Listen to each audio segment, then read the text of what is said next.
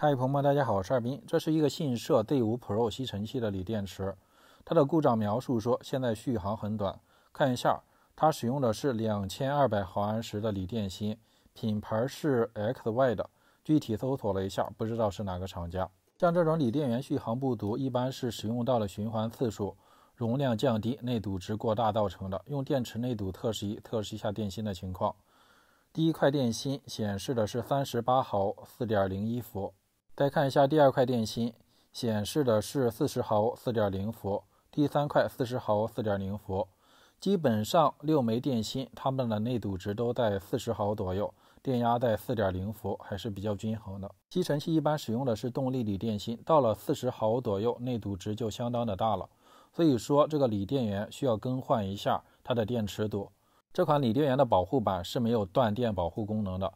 所以说它的连接叶片可以随意的进行拆解，但是拆解的时候最好是先拆除它总正负极的连接叶片。总正极这个连接叶片拆下来之后，需要从弯节处将它剪断预留，后续还需要继续使用。然后拆解总负极这个连接叶片，这个连接叶片拆解下来之后，也需要从弯折处将它剪断预留，后续使用。可以看一下保护板上还有5个连接叶片没有拆除。这5个连接叶片比较窄，是它的中间电压检测叶片。拆解的话比较好拆解，可以用电烙铁加焊锡加热之后，直接将它从焊孔中给移出来。刚才说到吸尘器使用的基本上都是动力电芯，动力电芯2200毫安时，基本上放电倍率在10C左右，最大放电电流在20安。这种电芯全新的时候内堵值在10毫左右，现在到了40毫，基本上涨了4倍。现在它的容量估计只有1000毫安时左右，同时内堵值过大，它的压降会很大，所以说一使用就会处在低压保护状态。当锂电源低压保护之后就会停机，所以说使用时间很短。更换的新电芯是国产大品牌3节的2500毫安时的容量，比原来的电芯容量还大了300毫安时左右，所以说更耐用。电芯在使用之前需要在它的正极位置贴上轻科纸，增加它的绝缘能力，避免发生短路。之后将旧的电池堵从电池支架上拆解下来，新的电芯按照原来旧电池堵的方向放置到电池支架上，用胶带将它固定紧固，便于后续的焊接。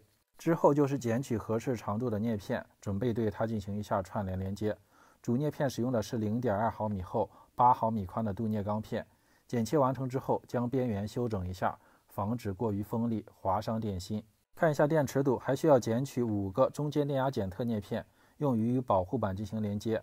中间电压检测叶片只是传输信号使用，所以说使用的是0.15毫米厚、3毫米宽的镀镍钢片。